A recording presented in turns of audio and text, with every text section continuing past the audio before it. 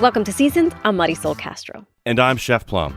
We've got a great show for you this week, inspired by sports. And athletes. Ahead on Seasoned, our guests help answer the question, what do athletes eat? We're curious about this ourselves and thought you might be too. Later in the show, you'll hear my conversations with athletes Stevie Brown and Bianca Belair. Stevie is a former NFL player turned personal trainer, and Bianca is a superstar in World Wrestling Entertainment, the WWE. But first, let's find out how the athletes at UConn fuel their bodies for performance. Our guest is Liz Wluka. She's the director of sports nutrition at UConn.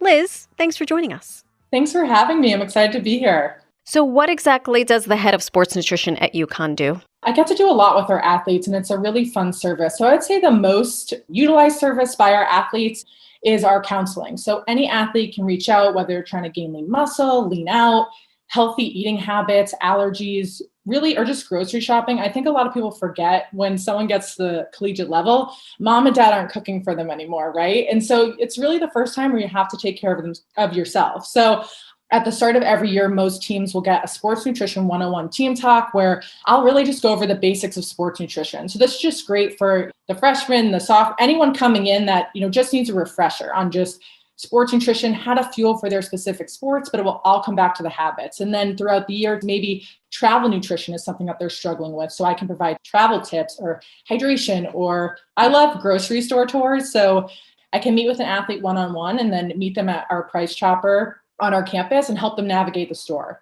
And then cooking classes, which we started a good amount last year. So we work with our UConn dining chef and we put together cooking classes. I think last year we got over almost 100 athletes in the kitchen. So just those life skills of, when you move into an apartment your junior, senior year, you probably have never even made salmon before, so, or just how do you even grill chicken? So just how to boil water, how to make pasta. We'll keep it simple.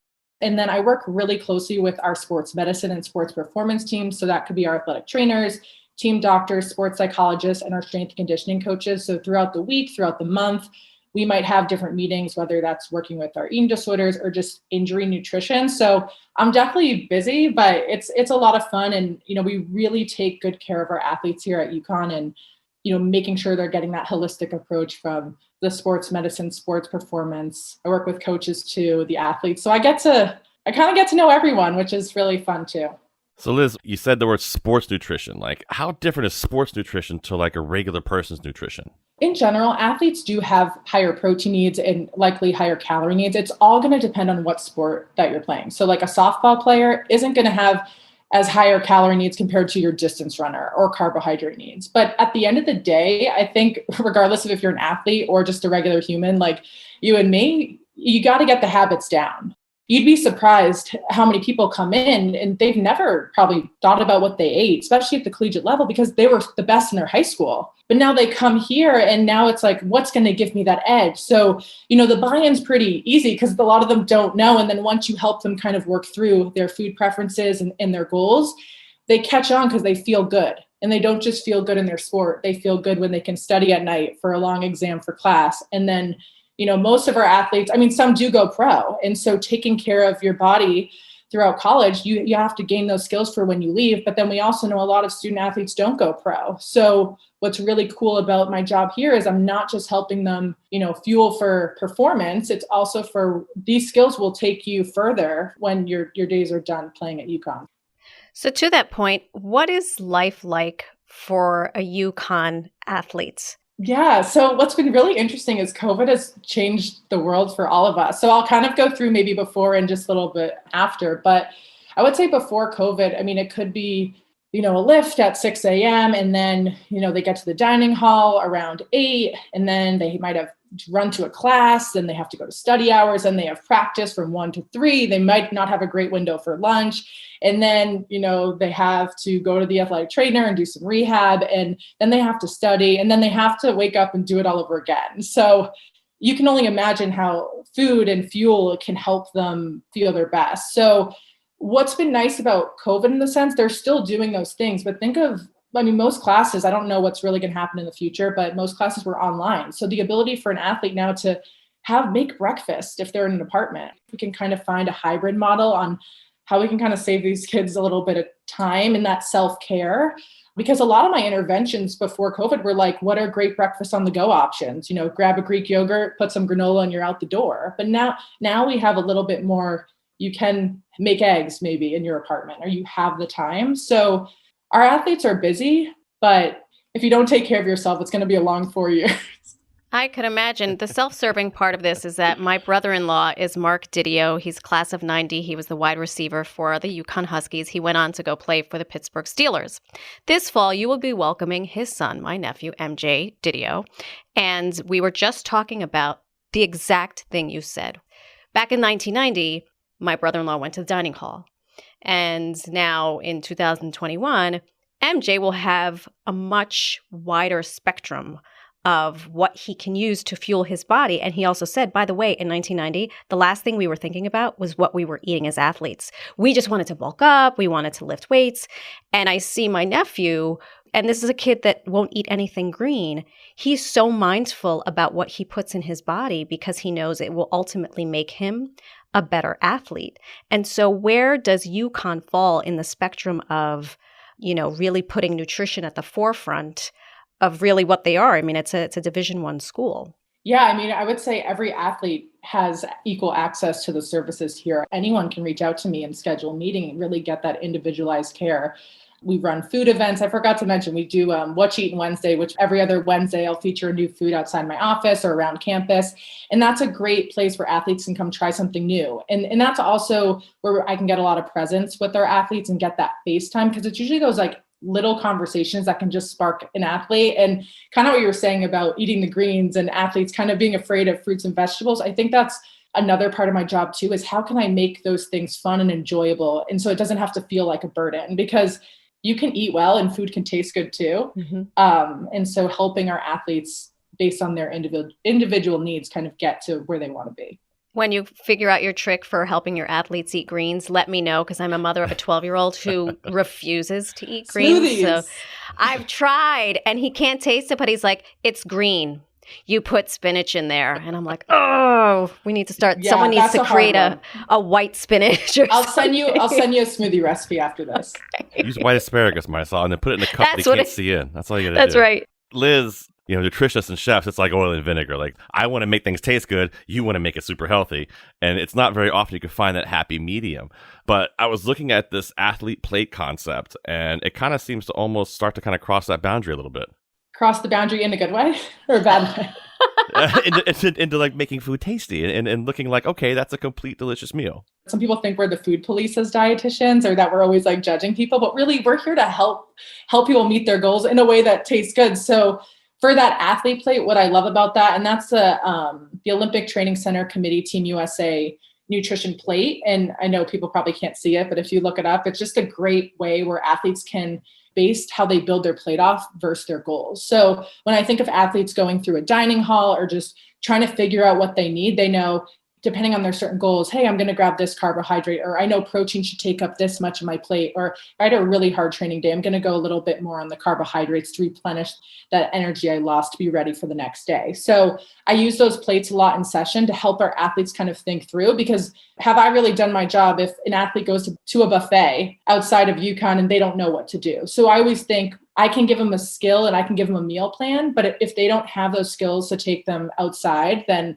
that's what success, I think, really means.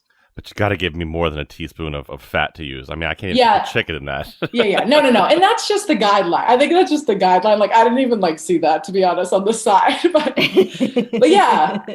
What's interesting about it, though, is that we are seeing a lot of new fats coming out that you can use that are fantastic to use. I cook an avocado oil on a regular basis now. It's a much better fat than using a vegetable oil or something like that, right?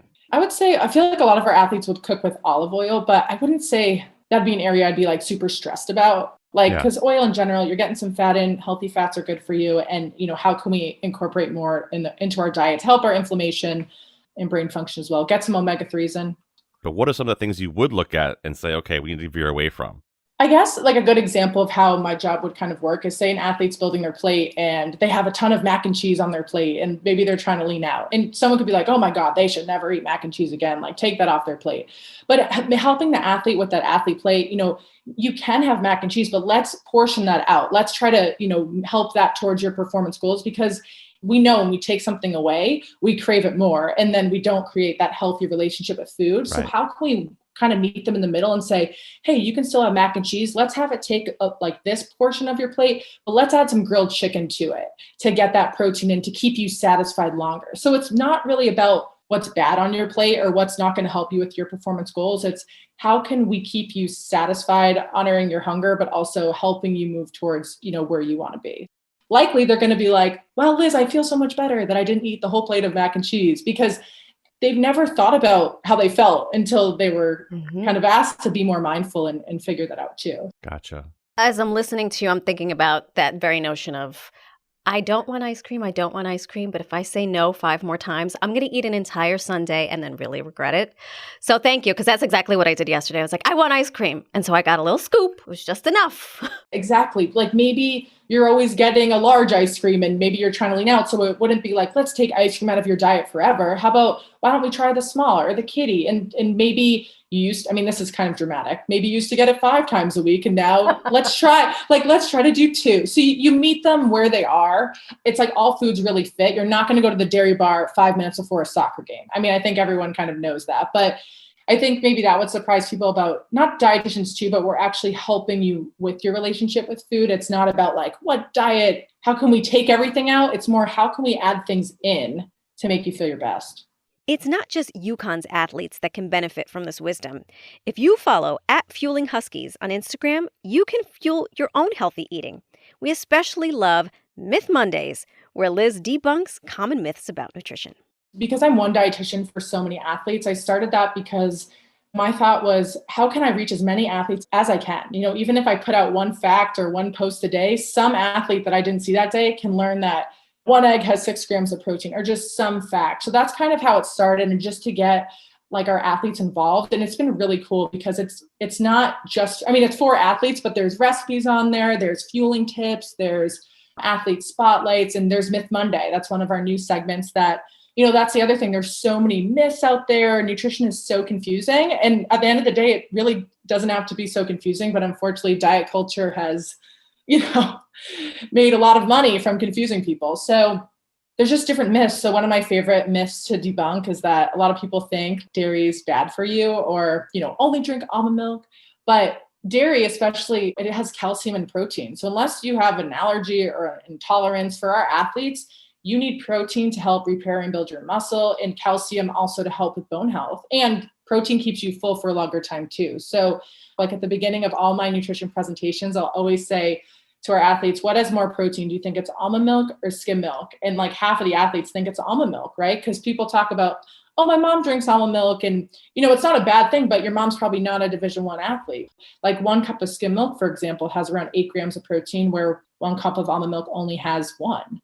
The 2 things about that. One, can we stop calling it almond milk? It's not actually milk. Isn't it like I don't know what you call it, but it's not milk. Let's stop calling it almond milk. Like hazelnut milk. I have a friend of mine who drinks Yeah, now there's oat milk, there's coconut milk. And like nothing against, like you can, if you like that, honestly, a lot of them do have calcium. You just want to check. I think it's just more understanding what your needs are and how we can help you get there. Yeah. And I think like a lot of people just are not educated, not in a bad way, but this is the first time they probably ever have met with a dietitian ever. Almond juice. Can we call it juice maybe? That's what that will turn people away. Yeah.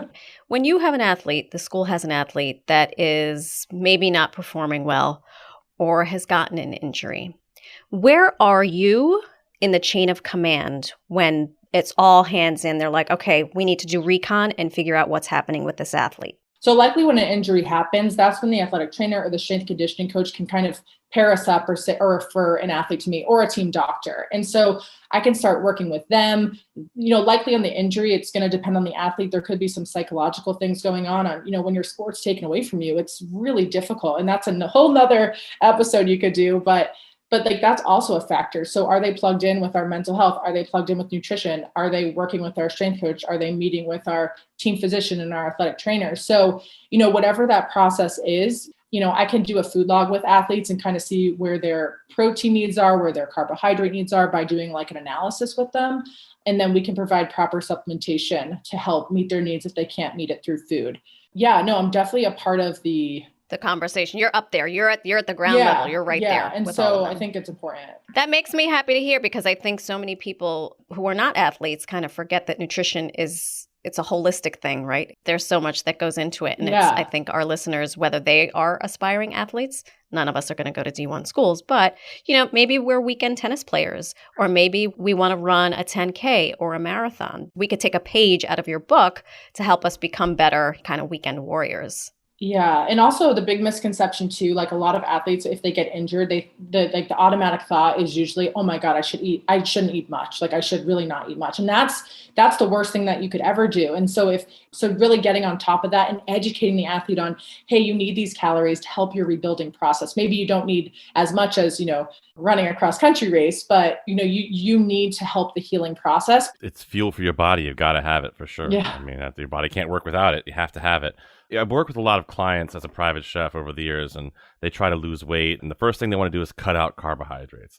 That's not always a great thing to do, is it? Yes, correct. So basically, when you cut out carbs, you're just not getting energy. And so then your body's going to tap into your protein for fuel, and then you're going to lose lean mass. Overall, it depends on the extreme. But I think it's more about picking carbohydrates. I don't love the word smart carbs, but like carbs for your bucks. So for example, your whole grains, and this is what I talk to our athletes about, your whole grains have fiber and protein. So that's like your brown rice, quinoa, oatmeal. Those are going to keep you satisfied for a longer time. So people don't realize when you actually go to the store and look at like the bread, like if you look at the back of whole grain bread, you could see like one slice has 4 grams of protein. So if you have a sandwich, you just got 8 grams of protein from your sandwich. And that's not even counting the meat in between.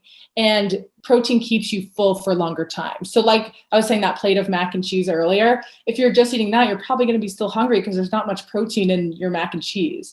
So it's more like making sure you have a carbohydrate at every meal, but just being mindful of what carb you're having, and also making sure you're having that protein to help maintain that lean mass and keep you satisfied. So I think the thing people don't do if they are trying to lose weight is they try to like not eat too much throughout the day, when it's kind of, you want to have, we call it triple threat meals and double play snacks. So depending on your needs, it's going to look a little different, but having those balanced meals and balanced snacks throughout the day, because if you wait too long, you're going to be hangry, you're going to be angry, and then you're going to overeat at dinner. So whether that's packing, almonds in your bag, or you have string cheese in the office, or Greek yogurt, it's not, how do you not eat anything throughout the day? It's how do you kind of be more mindful, but set yourself up for a deficit that's like, you're going to still feel good. You're not going to feel like you're deprived. Right.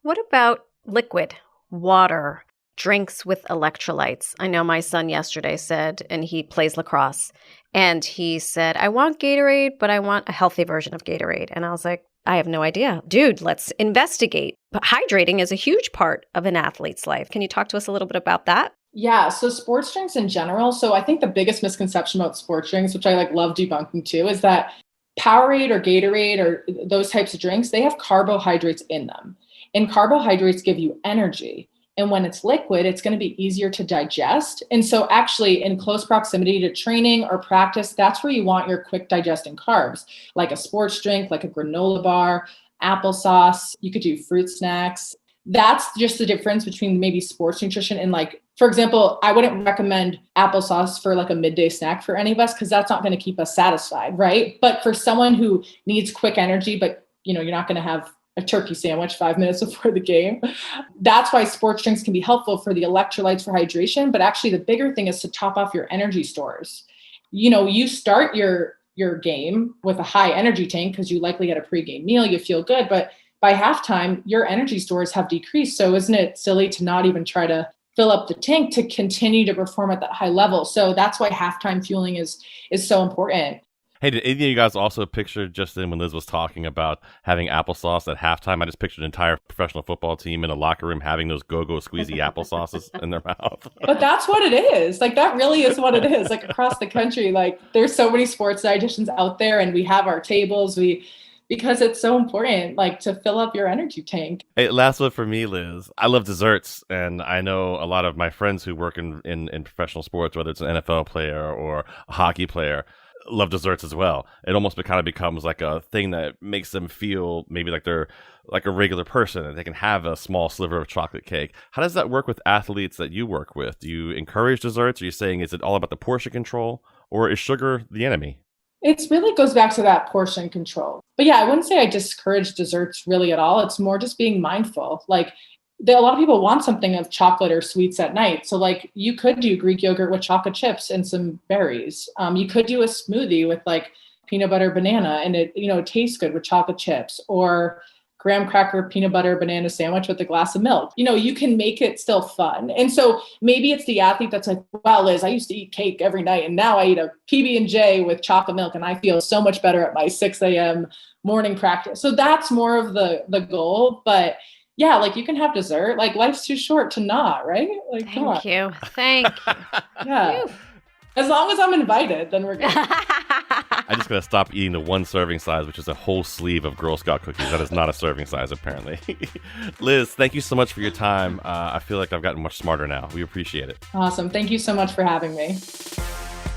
That was Liz Wluka. She's the director of sports nutrition at UConn. Go Huskies! Then later in the hour, the current SmackDown Women's Champion of the WWE, Bianca Belair. I'm Marysol Castro. And I'm Chef Plum.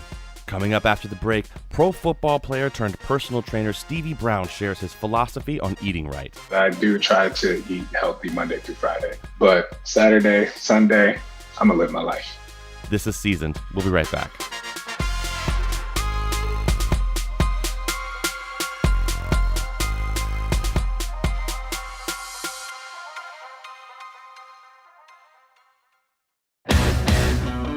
Welcome back to Seasoned. I'm Marysol Castro.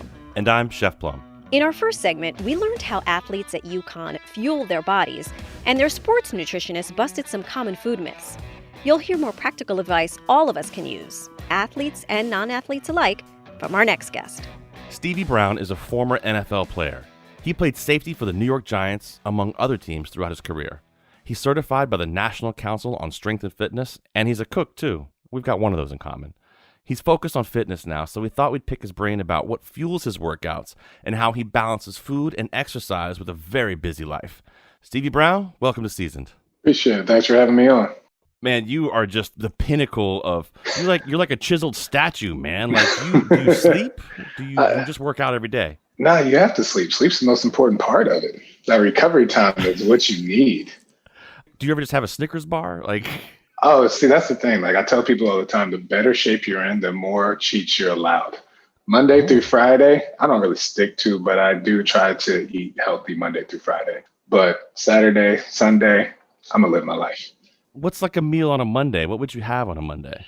So like I'll usually do like my meal prep on Saturday. On Sunday. So this week I did chickpea stew-ish type of deal, red bell peppers, onions, garlic, the kind of tandoori seasoning, gram masala seasoning, kind of has a little Indian flair, and I put it over coconut jasmine rice. I did a barbecued salmon with roasted zucchini and broccoli. Those were the main things that I had this week. And so I'll just make a big batch of that and have everything. And then each day I pack my lunch and I'll just put those things in there, vegetables, a little carb, protein at every meal. Very healthy. Lunch and dinner. Breakfast, I usually do a pretty big protein shake.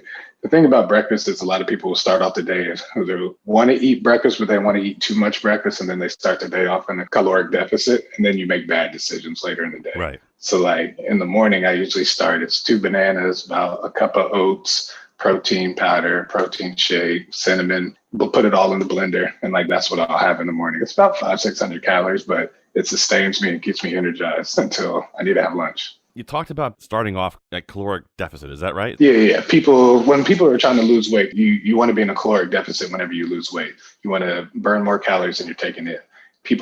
They'll try to eat smaller meals. But the thing about it is if you eat too small of a meal in the morning, then probably by 9 o'clock, you're already you're reaching for a snack. And then 10 o'clock, 11 o'clock, you're like, ooh, I need another snack. And then you're eating your lunch. So why not just do something healthy and big in the morning, and it'll sustain you all the way until lunchtime.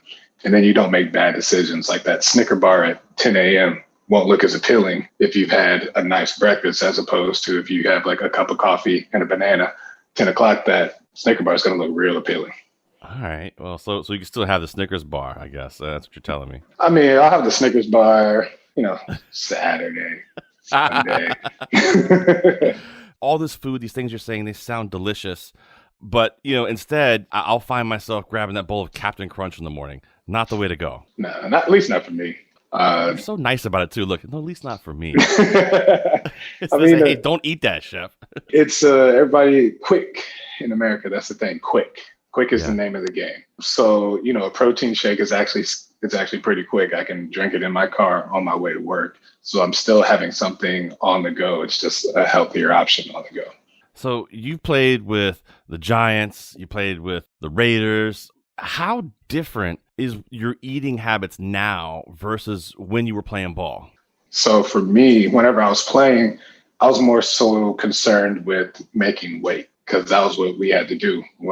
Every single week you get weighed in and you have a certain range that you have to be in. So what was the range you had to be in? I was allowed to be 216 to 218. It's very specific. 2 pounds. Yes, but it's very specific. It's if you're under that, it's a $500 fine. If you're over, it's a $500 fine for each pound. Wow. Yeah. So I would eat I still didn't make the healthy options and things like that, but I just ate so I would make sure I stayed in my weight. Now, since I don't have to worry about weight, I eat how I want to eat. I'm not someone who counts macros. I don't do a regimented diet every single week. I tell you guys that I do meal prep and I make sure I eat healthy, but I'm not counting calories. I'm not out here. I like to say I eat enough to make sure I quiet the stomach rumblings, but I don't want to eat so much where I'm walking around where I'm full and feel bloated.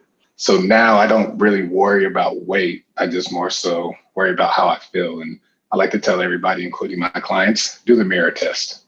Put your clothes on. How do your clothes fit on you? How do you look in the mirror? Do you like what you see? Don't look at the scale. Scale is very misleading. Back to it's really striking. I don't think people understand that. So when you're playing pro ball, you have a weight you have to hit. Yeah. And for your position, you played safety. You played safety your whole career, right? Yes. So very fast, head in the game, eyes on the ball everywhere because you're kind of that guy who's going to be all over the field. Yes. So I guess that's kind of why they want to keep that weight in that area. They don't want you too heavy because they want you to be fast. Yes, correct. Keep your weight in a certain area to where you're still able to run and move, but then you also still have to be big enough to come down on the box and take on not linebackers, but running backs and tight ends and things like that. So it's like an even balance. And some of these, wide receivers now you might have to cover were 6'4" big boys. Exactly. You got to take them down. And then you got to finish up and then worry about, I'm hungry, but I can't eat any tacos because I'm not going to make weight. Exactly. A lot of pressure. How much did it change in the off season? Oh, the off season, it's all relaxed in the off season. In the off season, you just kind of do what you want to do. There's no weight requirements that you have to meet or anything like that. But you still do want to just stay in shape because there is off season training and things like that. Yeah. But whenever July would roll around, then it's like, all right, let me get these 3-4 pounds off real quick so I'm ready for season. Did that 3 or 4 pounds really make a difference in your speed? It makes a difference in how you feel. I like to say I carry my weight well. So I never really noticed the 2 or 3 pounds, but I didn't feel as sluggish. I could sustain a 15-play drive and still be standing up straight and be able to breathe and be able to go about what I was doing when I was a little bit lighter weight as opposed to when I was a little bit heavier. Listen, I carry my weight well too. It's just when I get up and get down. That's to compare for people who don't understand different positions in football, you have guys like you who are these models of fitness who are fast and smart and heady, and then you have offensive linemen who sit around and eat 4 large pizzas, and they're encouraged to be these giant monsters to basically build a human wall. Yeah. I mean, do you ever get jealous of those guys? Not at all. That doesn't even look sexy. Nah, they do have to be big, but they have to be big for a reason. For people who maybe are out there trying to get in shape for the summer or just kind of get themselves feeling a little bit better, as a trainer for you, what would be some things you would tell them? I think what happens is when people try to do diets and work out, it's getting that gratification, seeing it. I know when I start doing yoga really hard and go and I see it, I want to do it more. What's something you think you could recommend, for somebody who isn't a physical fit machine like you are? The most thing is what you eat. Everybody wants to go to the gym and they want to lift weights. They want to get on cardio. They want to do all this stuff. But the aesthetics, the look that you want to see is going to come from what you eat. So you have to start never outwork a bad diet. Exactly. Like you have to start making better decisions away from whenever you're with me. So it's like, it's more so whenever you start eating properly, you'll see more results faster that way. For Stevie Brown, what is defining eating properly? So in the morning, I have my big protein shake. Doing that eliminates me wanting to go back and put like Bella Vita bars in my bag or Nature Valley bars, just things that are like healthy snacks, as we like to say. But I won't go back and eat those because I've had a nice protein shake to allow me to sustain all my energy and keeps me full and ready. And then on top of that, you don't want to overeat at meals either. That's another problem that we have here in this country. Is like the portion sizes that you get are so big, you're really not supposed to eat that much food. People are afraid of carbs, but you really shouldn't be afraid of carbs if you're taking the right carbs. Like for me, I like to eat a lot of couscous, brown rice, jasmine rice. I'll do sweet potatoes, black beans, things like that, where it's still, I'm getting enough carbohydrates into my body that sustain me and keep me energized. So whenever I do want to go work out and do things like that, I have enough energy and I still feel strong enough to get through them. But like eating a lot of refined carbs, like your white breads and your white rices and pizzas and things like that. Like, don't say that. That's where you start to fall into trouble, because those are basically just burn up quickly, turn into sugar in the body, and you get nothing out of them. Good advice, I guess. The pizza part really just, my heart broke when you said that. I really like pizza. Oh, trust me, I still like pizza too, like I said, but it's not something that's going to be a staple in my diet. That's going to be something I'm going to have like once or twice a month on the weekend. So what's a good cheat meal? So what's a cheat meal that you want to go to, you look forward to each week? Like, honestly, Saturday nights, I just like to do something different all the time. So like today I stopped and I'm making myself lamb burgers. A little tzatziki sauce on there? Of course, with the tzatziki sauce. Last week I made Philly cheesesteaks. Now we're talking. You know, the week before that, I think I did pizza. I fired up the pizza oven and I did pizza on the pizza oven. That sounds great. Yeah. What I love is that the food that you're eating, you know, even going back to what we started, you talked about the barbecue salmon, you talked about even lots of vegetables. I mean, none of this is hard to do for anybody. You know, not at all. It's just that discipline to not have that extra pizza, and I notice I said a whole pizza, not to have the extra pizza or eat that Snickers bar. And I think you're right. Maybe I should try, and other people could try, having a healthier breakfast in the morning, and that might curb some of that midday hunger. Yeah, when you start the day off right, then you start to make better choices throughout the day. It's like the old saying with the Army guy. When you get up in the morning and you make your bed, now you know you're ready for the day and you're able to start making better choices throughout the day. Same thing when you have your breakfast. Yeah. We've talked about lunches. We've talked about breakfast. Talked about dinner. We've talked about cheat meals. What about dessert? Do we do any desserts? Can we do desserts when we're sitting during the week trying to maintain weight? Everything's about, what's the word I'm looking for? Moderation. Listen, one strawberry is not dessert. I just want to point that out. Yeah, one strawberry is not dessert. Fortunately, I'm not a huge dessert person. I do like to make desserts. I'm actually right now in the process of perfecting my homemade oat milk cream pie. I'm just trying to get the consistency of the cream correct. Wait, like the little Debbie ones that had it was like a soft oatmeal cookie on the top and on the bottom, and the center had that cream. Exactly, yeah. Yo, those were really delicious when I was a kid. I just saw a cereal version of that, by the way. I was blown away. No, I wouldn't eat any of that. That sounds terrible. I enjoy a cocktail. I enjoy a great beer. I enjoy drinking a glass of wine. Mm-hmm. I'm working on trying to get that Stevie Brown figure. I know, like you and I, we're very similar, but I want to get that one extra step that you've got there. Can I not have these things now? No, you can have them. It's the same thing with dessert. It's all about moderation. It's whenever you sit there and you drink 6 beers or you drink a whole bottle of wine, things like that. That's where it starts to add up. And it is amazing how many calories you can drink without even knowing it. But you're right. I mean, you get some of those IPAs, they're delicious and everybody loves them, but they're 400 calories a beer. Exactly. Yeah. Once you start like drinking your calories and everything like that, because if you drink a calorie, you're not really full. You're just kind of like, let me just burp real quick. All right, my stomach's loosened up. Let me go eat some food now. So now from having maybe a 900 calorie meal, you also added in 2,000 calories from your drinks. And now you're already over your calorie limit for the day. Man. In one sitting. All right. So I can have one drink. I got to eat the protein shake in the morning. I'm going to try to start doing that for sure and see how it goes. I tell you what, every time I talk to you, man, you inspire me to make myself look better. I really appreciate it. No, I'm being serious. I really appreciate that. I'm glad I can do that. Stevie, thank you for hanging out with us. Hopefully some other people can get inspired by this. And I can't wait to see what happens and with the people you're training next. I mean, you're going to put out, if everybody you train looks like you, oh boy, we got work to do.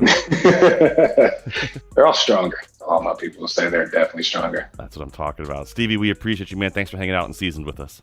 Oh yeah, appreciate you having me. That was Stevie Brown. He's currently a personal trainer making clients stronger in the Houston area. I'm Marysol Castro. And I'm Chef Plum. We're going to take a short break, but when we come back, the winner of the WWE Women's SmackDown title, Bianca Belair. She'll share a bit of her wrestling journey and her ultimate cheat meal. You have that nice layer of baked golden cheese on top. No breadcrumbs. If you put breadcrumbs in my mac and cheese, thank you for the effort, but no thank you. This is Seasoned. We'll be right back.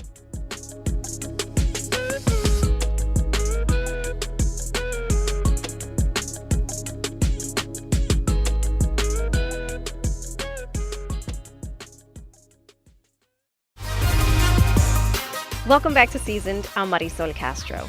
And I'm Chef Plum. Okay, listeners, Plum has been campaigning to have a WWE superstar on Seasoned for 43 shows. And with this episode focused on how athletes eat, he's finally getting his wish. Take it away, Plum. Founded in 1954, the Connecticut-based WWE spawned household names like Hulk Hogan, Andre the Giant, The Rock, Stone Cold Steve Austin, and others who are now pop culture icons. The two main shows are Raw on the USA Network and SmackDown on Fox. They're some of the highest rated programming in the country. These athletes, though, are not like others. There's no off-season. They travel over 200 days a year, somehow keeping their bodies in peak physical condition while living in and out of hotels, and sometimes performing multiple shows a day. Now, the shows are scripted, that's no secret, but each show is still basically like being in a car crash for their bodies. The Super Bowl of professional wrestling is WrestleMania, garnering more viewers than MLB, NBA, and the NHL. It's topped only by the Super Bowl. This year, the two-night main event in April was headlined by two African-American women for the first time ever, and they tore the house down in front of one of the first large live crowds since the pandemic started. Joining us now is the self-proclaimed, and I happen to agree, EST of the SmackDown brand. What's the EST stand for? The strong est, the fast est, and just the best. Bianca Belair, thank you for joining us on Seasoned. Thanks for having me. I am so excited to have a few minutes to talk to you about food and travel and what's going on. But first, I have to congratulate you on becoming the SmackDown Women's Champion. That's incredible. Thank you so much. This is like, I'm trying to get out that honeymoon phase a little bit and get serious because I'm having to defend my title now, but I just can't help but feel like a little kid on Christmas Day still. Your bodies and how you train and how you travel constantly has to be just a monster to maintain. Yeah, it's definitely difficult. It's something that you have to make a priority. When you're a WWE superstar and you're putting your body on the line every single night, you have to take care of your body. It's a must. And that's just not physically. It's not just going and working out. It's also about what you're putting in your body and making sure that you're looking at food as fuel to, assist in helping you be a WWE superstar. You're a big salad person, right?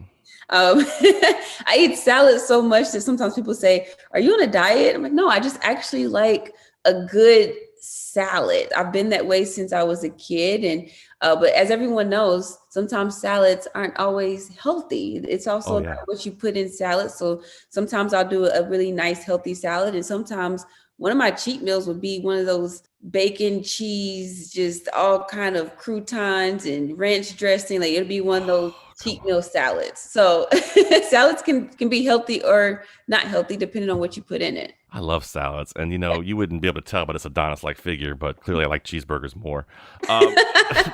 Champ, let me ask you, you've been an athlete pretty much your entire life, running track and field and things like that. How is all that equated to becoming a WWE superstar? I've had coaches in my life ever since I was the age of 5, and I've been able to have coaches, criticize me and able to take that criticism and apply it. And just, all around the athleticism from I ran track, so I had power and strength, and I did gymnastics, so I had agility and flexibility. I did powerlifting. So I was able to pull all of those things and apply it into being a WWE superstar. But what I will say about wrestling is it's not just going out there and competing. With WWE, it's about performing and making people feel something. So it's so much more that goes into it. And I had to completely throw myself into it and, focus on honing my craft being a WWE superstar. So wait, you didn't grow up being a pro wrestling fan? No, my journey is pretty unique. I didn't really grow up watching it. My brother watched it more so than me. I wanted to be an Olympic track athlete like FloJo or Gil Devers or Olympic gymnast like Dominique Dawes. I ran track in college at the University of Tennessee. I was a hurdler. Then I did CrossFit and powerlifting. And Mark Henry actually saw a video of me doing CrossFit. And I wore like these big bows and sequins and tutus. So I really stood out. And he's a Hall of Famer now. And he's like, I really think you could be a WWE superstar. So it took me 2 tryouts. And now I'm here. And now I can't imagine myself doing anything other than being a WWE wrestler. So it's destiny. I love it. Does WWE help at all with nutrition? Is there a nutritionist there to talk to? I know there's doctors, but is there anyone there that helps with food? Definitely. We had the Performance Center, which is where I started when I first started in April 2016. That has, amazing trainers, coaches, seminars and classes all the time about nutrition. It's a huge emphasis and focus on using food to fuel your body. I'm glad they're actually teaching because, back in the day with wrestling, it was just, let's go, let's all drink 4 quarts of milk, lift 45,000 pounds of weight and get as big as humanly possible. Where now it seems like it's more of that CrossFit body type, I think. Is that a pretty good assumption? Yeah. And the thing is that we are athletes. Up and down, hands down. And it's a lot. I feel like when I first came in, it was rare to have someone come in that wasn't from a wrestling background. Right. When you look at our locker room now, it's so many people. It's so diverse. People that come from jiu-jitsu, that come from football, that come from track, that come from MMA, soccer, acrobatics. Like it's so diverse now that the roster is just, we are athletes and we have to treat our bodies like that. And so WWE puts a huge emphasis on making sure you treat your body like an athlete would treat their body. I mean, you guys definitely are athletes. I just still can't get over how you stay in hotels. I've done some traveling, and how you stay in hotels, don't have a cheeseburger at the end of the night is just beyond me.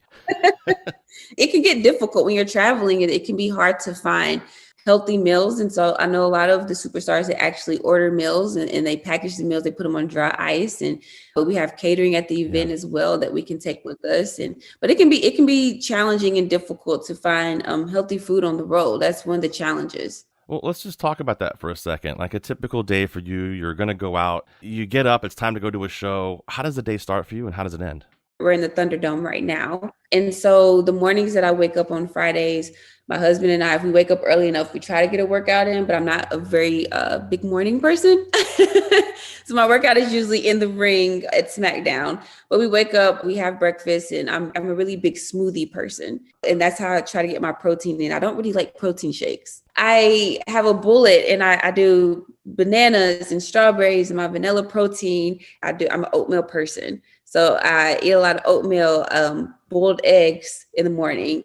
And then we get to the arena around 1:00-ish. WWE provides amazing catering that if you're vegan or you're vegetarian or you need gluten-free things, it's something there for everyone. And it's always like a lean meat, lean protein there. It's always like a fish or a baked chicken, vegetables there. I love when they have like this sauteed spinach that I love because I love spinach. I'm a big snacker. Every 3 hours, big snacker, nuts, and I love lean meats. Yeah. And so when you get home that night, you've had that food, you lay down to go to bed. Do you pop up the next day or are you still hurting? How does that happen? How do you just jump right up and get right into the next day? Well, my husband's a morning person. Oh, good. Which my husband's Montez Ford. He's one half of the tag team, the Street Profits. So we work together. So he gets breakfast ready for me, usually the morning after SmackDown. And he usually makes me pancakes. He makes me protein pancakes and gives me boiled eggs and some coffee. So I usually have breakfast in bed and I lounge. So I have a pretty good husband that, treats me really, really nice. But Saturdays are usually our recovery days. So we just kind of lounge around and get stuff done around the house. Cheat meals, it's Saturday, you don't have to train. What are you going to have? What are we eating? I'm a big cheese person. So my favorite food in cheat meal is baked. It has to be baked macaroni and cheese. What's the EST of mac and cheese? What's the trick? What's the Bianca Belair trick to mac and cheese? So I have to make my own mac and cheese. I don't know if that sounds a little cocky, but everyone says it's pretty good. But, I throw in like the shredded cheese. I do the sharp shredded cheese. I do some Velveeta cheese, which some people might not like that. But I just keep it simple. And I actually put barbecue sauce in my mac and cheese, which some people find weird. I do. It gives it like this hickory smoked flavor. Okay. And then you have to make sure you have that nice layer of baked golden cheese on top and no breadcrumbs. Like if you put breadcrumbs in my mac and cheese, thank you for the effort, but no thank you. And if you have some candy yams and you mix the candy yams with the macaroni and cheese, that's... now we're going deep. This is what I'm talking about right here. Candied yams, barbecue sauce, mac and cheese. Oh my gosh. Thankfully you didn't say it was a smoothie. I was getting scared for a second. I wasn't sure where we were going. Champ, I've got to talk to you a little bit about, before we get you out of here, headlining WrestleMania, you and Sasha Banks absolutely ripped the house down. I have 3 young daughters. I immediately grabbed them and said, you guys have to watch this. Look what these women are doing. It was a tremendous thing to see as a lifelong wrestling fan, to see 2 African-American women doing what you guys did. Can you talk about that match for a second a little bit? Yeah, that match is going to be one of my favorite matches, I think, for my entire career and legacy when I look back. Just from the very beginning, we didn't find out that we were main event. We found out along with everyone else on Twitter the day before, which was my birthday, the day before WrestleMania. So it was the best birthday present ever. I don't know how I'm going to top any birthdays in the future. But the very first time that I stood still was in the ring when I was standing across from Sasha Banks. And that's when I got so emotional. There was a moment there for sure. That's when it actually hit me. And the day of was so hectic. And when I finally stood still and I could hear the crowd, and we had gotten our audience back. Yeah. You can hear the crowd chanting EST and Sasha Banks and Boss, and then standing across from Sasha Banks and just looking at her and being like, we're here and we're doing this. And just without us having to touch or talk, just the image and the representation that we were showing to the world and the significance of it, it just hit me in that moment. Sasha Banks, she calls herself the boss, sent the blueprint, and that's exactly who she is in and outside the ring. And when she kind of looked at me and she kind of summons me, I was like, all right, yes, we're having this moment, but let's go. I took a deep breath and I was like, all right, let's go. And we went. Oh, boy, did you guys ever go. Yeah. And so to create history with Sasha Banks in that moment was amazing. And to do it in front of our fans, my family was there. The only way, I've been trying to find words when people ask me, how did it feel? The best way I can describe it is it felt like me on my wedding day, doing something that was so important and so significant and doing it in front of your family and loved ones. That's the best comparison that I can compare it to, because you just can't put it into words what that night meant and what it was. It's pretty cool to go from 2016 just starting to now you're the champ to inspiring young women all across the world. I think it's incredible what you're doing. Thank you so much. That's my why and why I do what I do. I think about my role models and how they changed my life, and to know that I'm in this position now where I can be doing that for other little girls and little boys. And it doesn't matter. That's what's so amazing about WWE. It just transcends upon gender and race and ethnicity, and everyone can find someone that they relate to and get motivation from and get inspired by. You can catch Bianca every Friday night on SmackDown at 8 p.m. Eastern Time on Fox. Bianca Belair, you are incredible. Thank you so much for sharing. I can't wait to try macaroni and cheese with a little barbecue sauce on it. I'm looking forward to it. So don't judge me if you don't like it. Thank you, Bianca. Yeah, thank you so much. This meant a lot. Thank you. That was WWE superstar Bianca Belair. Hold on to that SmackDown title as long as you can, Bianca. We will certainly be rooting for you. I'm Marysol Castro. And I'm Chef Plum. Season is produced by Robyn, Doyon-Aitken, and Catie Talarski. Marysol, maybe you should go for the title. I think I'm all good with rugby and baseball and watching my kids from the sidelines. Thanks for listening, everyone. See you next week.